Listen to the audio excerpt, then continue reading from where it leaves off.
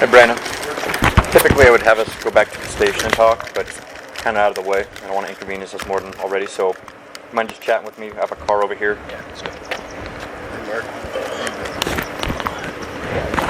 want to bring your food with you or anything? Or drink? Alright.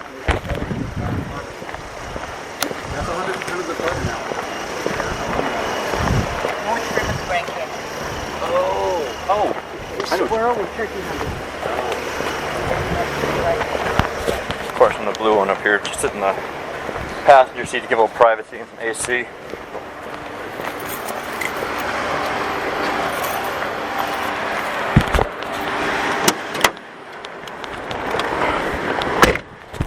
Fortunately, because we're not moving, it probably won't get too cold. But just so you know, I'm also audio recording, so.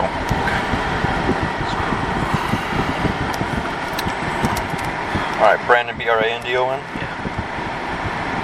What's your last name, Brandon? Boudreaux. B-O-U-D-R-E-A-U-X. Birthday?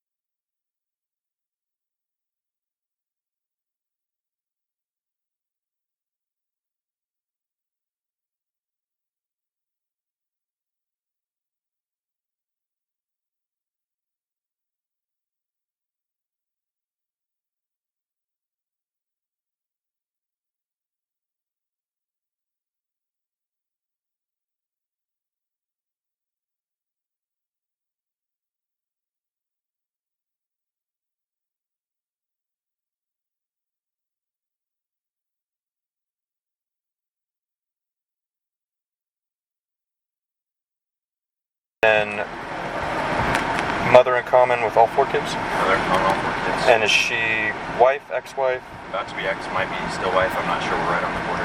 Okay, but in process of divorce? Yeah, it should be finalized, but I haven't gotten anything saying that your divorce is finalized. Okay. M-E-L-A-N-I. Melanie, and then her last name is currently same? Do you know what her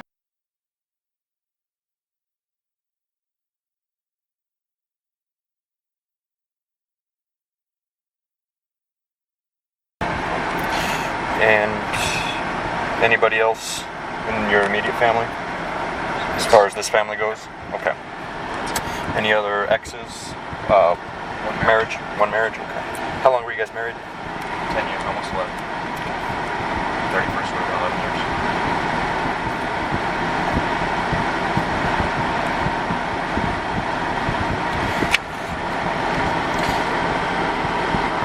And are all the kids, where are they at right now?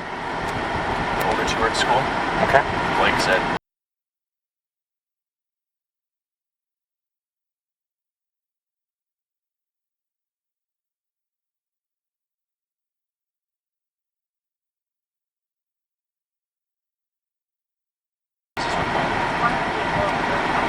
And Melanie doesn't know about any of this yet? I haven't said anything to her. Okay.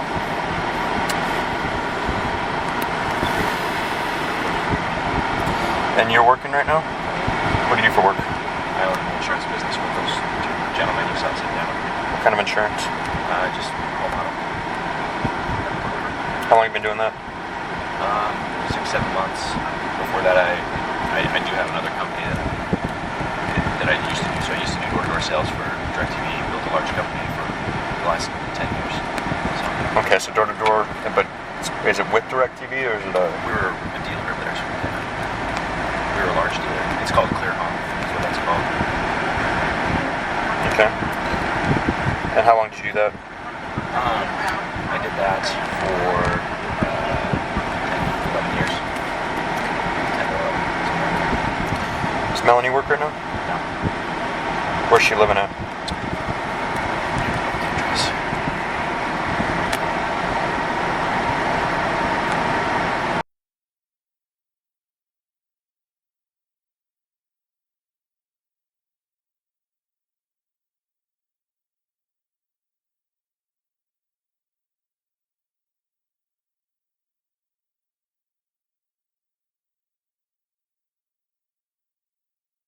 Okay.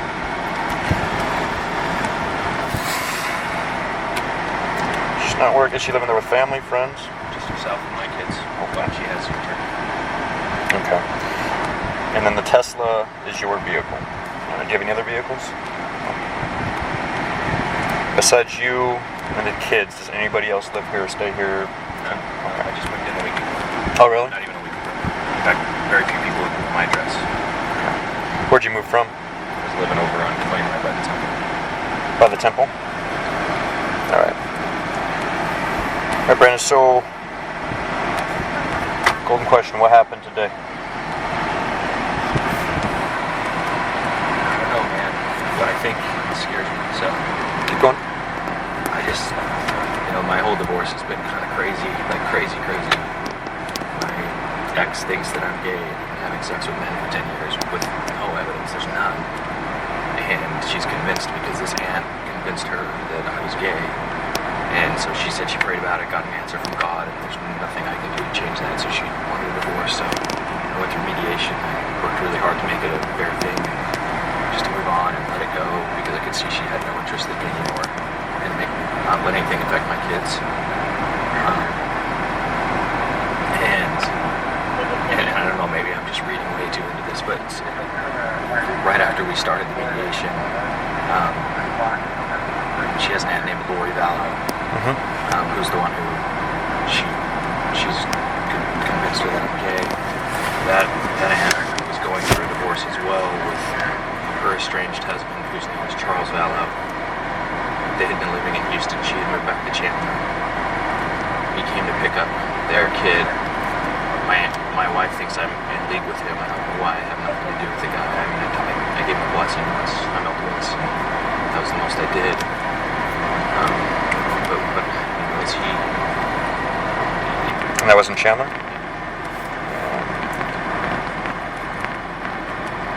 And you shot and killed him? Yeah, 2 shots. They have all the information. I actually don't know that much about it. I just read an article. That's all I know. The day she told me she wanted a divorce, she wanted to move out, I moved her out, she won't talk to me. My ex doesn't talk to me at all unless it's about my kids or the money that I'm paying her for the divorce. So I have no communication with any of them. I just know that they hate me. I know they don't want anything to do with me, which I was okay with. I don't want anything to do with them either. It's fine. I don't have any feelings towards anyone. And this is all because of the gay and the divorce? They're into, I don't know, they're into something different, some religious thing. Charles had all this stuff that he believed that she believed, and that's a big part of it. They disowned Melanie's cousin was living with us right before all this happened. They think he's gay too, and they disowned him and his dad, and he moved back to Wichita, Kansas. So all that's kind of a mess. The only reason I'm bringing it up is the only person that I can think of that really hates me is that. Like, there's no one else in my life who hates me. And no one else even knew my address except for my ex and, like 1 or 2 other people. My business partner didn't want to do for some reason. So, that's my concern. I guess I can walk you through what happened now. Like, that's just what my mind is thinking. So you believe that this has something to do potentially with Melanie and Lori? Yeah. That's the only thing that makes any sense. They had the Jeep that was parked, they had a Texas license plate. They hate me. They think I'm evil. Lori was living in Texas previously with Houston with her ex for a little bit. They had cars there, so there could be a connection. There's no one else in my life who has any hard feelings towards me at all. I do have a life insurance policy that goes to Melanie. It was part of our divorce. How much is that for? Not a lot. It's like $250,000. I gave her more than that in cash. Is there custodial issues? I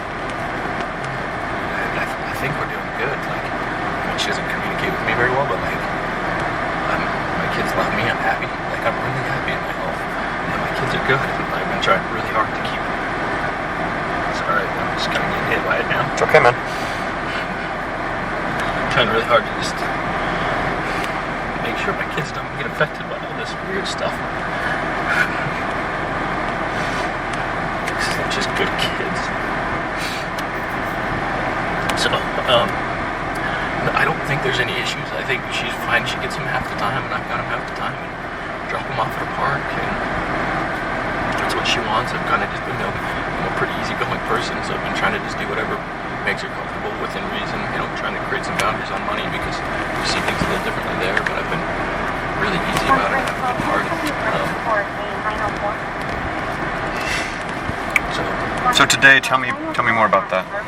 So today, I get up, get my kids ready for school, do my routine, get them fed, get them dressed, make sure everybody's good. Get them in the car. We leave at about, I want to say, 7:25.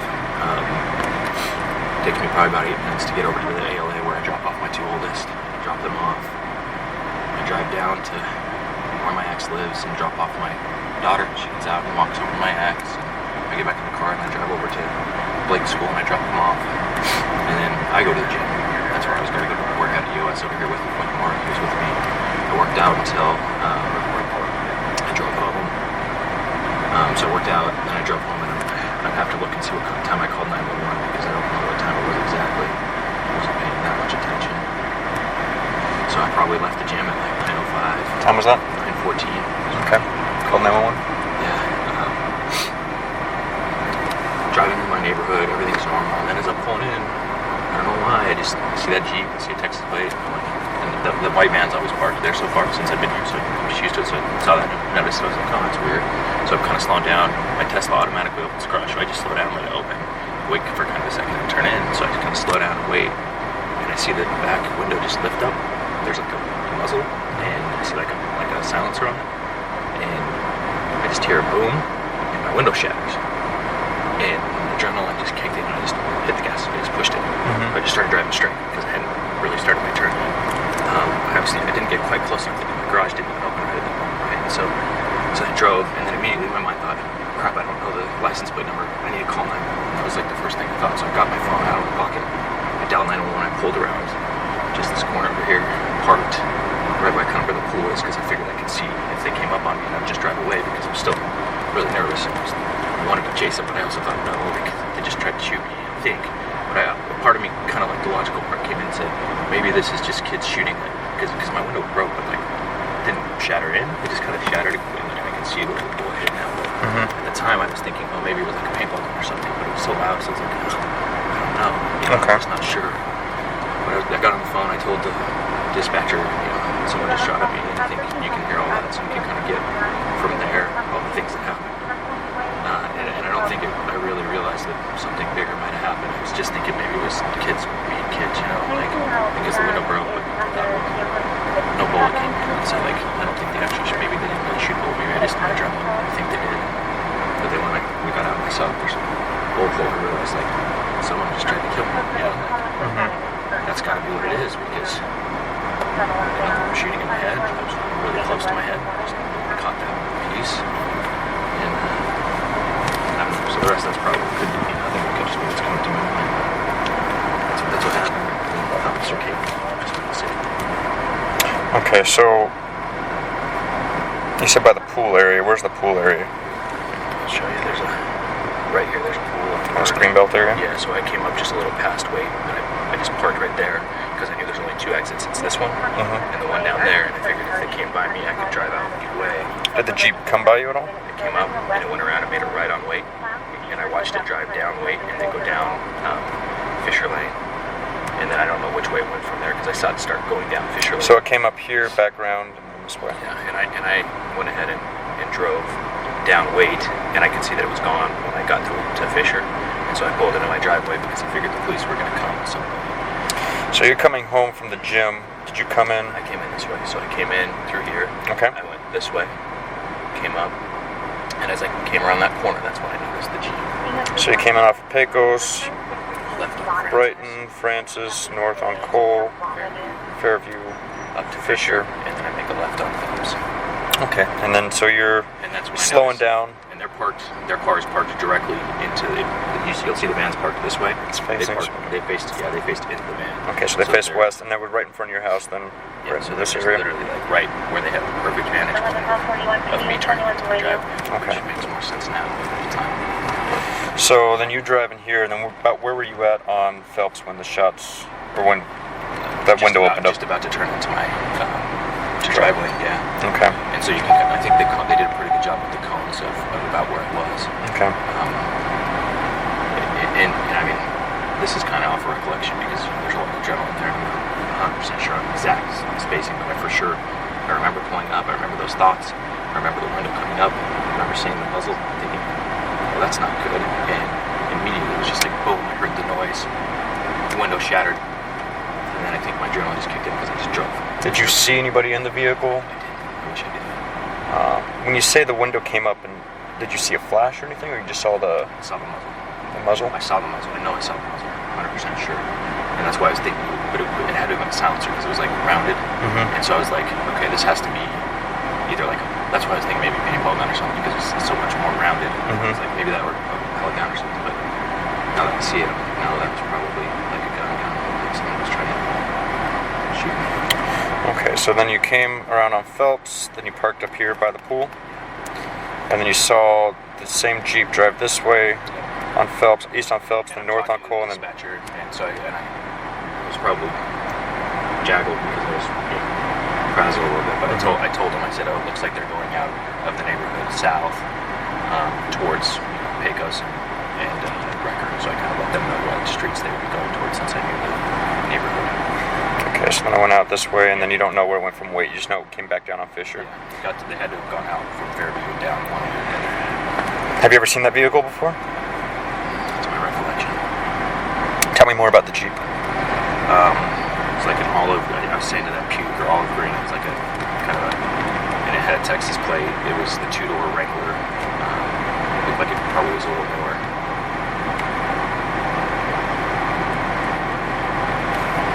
You said it had a Texas plate?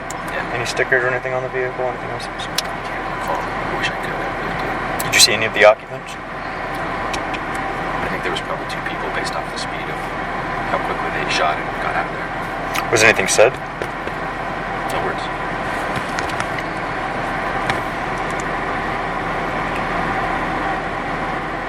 Okay. Any other disagreements or any other issues with anyone that you can think of? No. I'm not a guy who has a lot of problems with anyone in my life. Most people like try not to fight about things. It doesn't really help. And that Tesla, is that paid for? Or is it rent? Financed, but it's almost paid for. It's got like $30,000 left on it. Okay. Because my thought now too is possibly money issue. Because I mean, those Teslas, those are nice cars. You live here at this house by yourself. You're paying for your ex, soon to be ex. Is there anything else involved with the money situation? I mean, we went through it with Mediator so she could see everything. Like I was very thorough. She has almost every penny that I'm supposed to pay her. If there's like one left outstanding thing I have to pay her left. Our house is about to close. She's getting her half. She set it up, so we're just going to her account. Like everything's done. You know, like we've been talking. She wants me to reimburse some things, and I'm not agreeing with her on the reimbursement. But it's not like we're talking about maybe $500 to $1,000. We're talking about like distribution-wise, she's got like $300,000. So you know, it's not enough that I would think that would at all create an anger thing. You know. So she's getting, or how much money would you say that she's received from you so far during this? Once that money comes from the house, she'll be close to $300,000. Any drug use? No, never. But by her? I don't think so. She never used drugs. She drank a little while in my marriage at the beginning, but she's been very. She got into this religious thing, and she's been going to like her temple every day. And like, I don't know if she is anymore because I don't really see her, but for about a year she was going every single day, and she was like super religious, like she was really hardcore into LDS? LDS, in her belief system. She decided that this is why the marriage is done, because she told me that she had to receive revelation. She was told that I'm gay, and there's nothing I can do to stop it. Did she have any evidence to say, silly evidence, like that I drew penises on the board, or that, like, you know, guy things like that. There's a video on me of me dancing with a dude on Facebook, which was a funny video, you know, and being awkward. It's not like that I'm attracted to anybody, but it's just some really, really vague evidence. Like, and you know, I offered to have a thorough search of all my, you know, web browsing, because if I'm gay, there should be some you know, I try to go through some logical steps. I offered to do a lie detector test just because I'm not trained, so there's good odds that if I was gay, you know, there'd be some truth there. I offered all the logical things I could think, but she had no interest, but she was adamant. just It was that,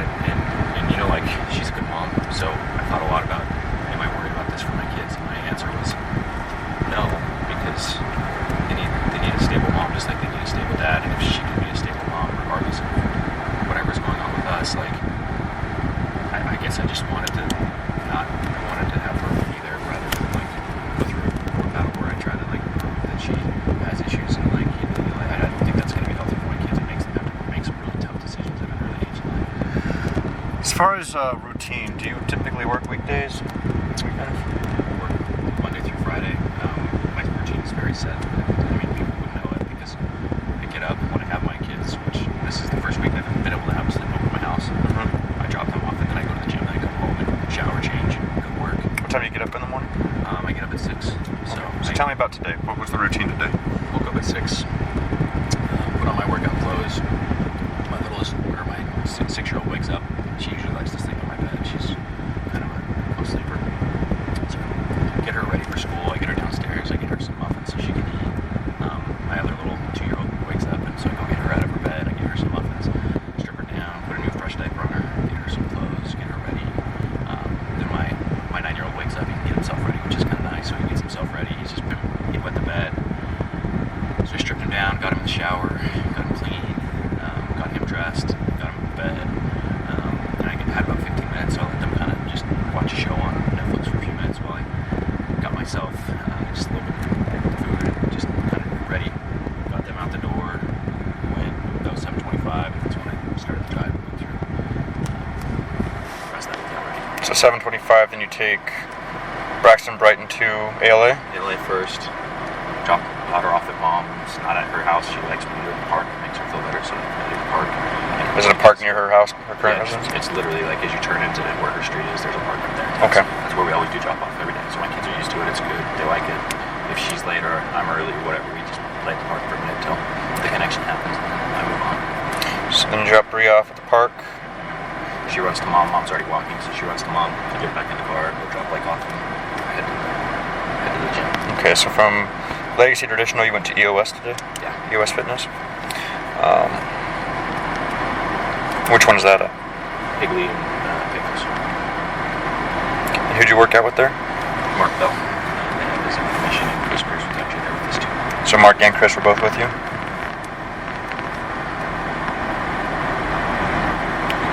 And how long was the workout? I usually work out about an hour and a half depending on the day. Today was shorter, it was an hour. This is leg day and we go really hard, so shorter version. Skip leg day, right? Yeah. Don't skip leg day. I got you. Don't skip leg day. So don't want to look like a weirdo. So you get done with leg day. You leave there. Did you make any stops beforehand? Nah, I just drove right over to here. I was gonna go over to my house, and I thought, nah, I'll just go get showered first. I have to get my house clean because we just sold the 3150 South Point house. And so it was supposed to close today. It's actually gonna close tomorrow.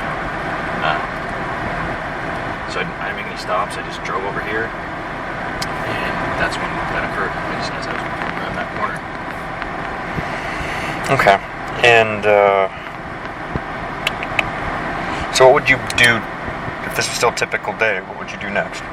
All that would have happened is I would have gone in, showered, have a 10 o'clock owners meeting with my partners. We go through and talk about the insurance company. Is that both Mark and Chris? Mark, Chris, and there's a guy named Ryan Jarvis who's also a business partner of ours. So yeah, we would have gone in there. I'd have spent probably an hour. I got a buddy that wanted to go to lunch today, so I probably would have gone and caught lunch with him. I come back, I run a correlation for my sales team. After that, usually I either sell or I tackle whatever things on my list are most, urgent, most important, get through your quadrant. So I work through that stuff. I usually work on a day like today till 7 o'clock and come out. There's no reason to go home. I don't have my kids anymore. I don't have a family, so I just work until 7, 8 when everybody else leaves, and I head back here and probably clean because my kids have been here and it's always harder to get your house really clean, so I do a really thorough cleaning and I like to stack early because when I don't have my kids, I like to get to the gym at 6, 5:30, somewhere in there, so that I can get my workout done, get back and get to work earlier because it's pretty much my life. I just work. So when you do have your kids, your morning routine's a little different. Yeah. And then when you don't have your kids, you work out in the morning. Yeah, I work out at 6. So usually I'll show up at 6, get a good workout in, be done by 7:30, and I get more cardio in if I don't have my kids, so I usually put a half hour to an hour cardio after my workout. I lost like 50 pounds in 3 months, so it's working. It's a great workout. That's just my routine. So that's when I started that when the divorce happened. It was just kind of like this way that I can deal with all the pain and everything. The counselor kind of encouraged me to do it. It helped, so. Divorced by Beachbody, right? Where's your office at? It's on Bell Vista and Warner. It's 1206, I think, East Warner. Let's make sure. I should know this. That's okay. 1206 East Warner, Suite 214. 68526. Suite 214? Yeah. That's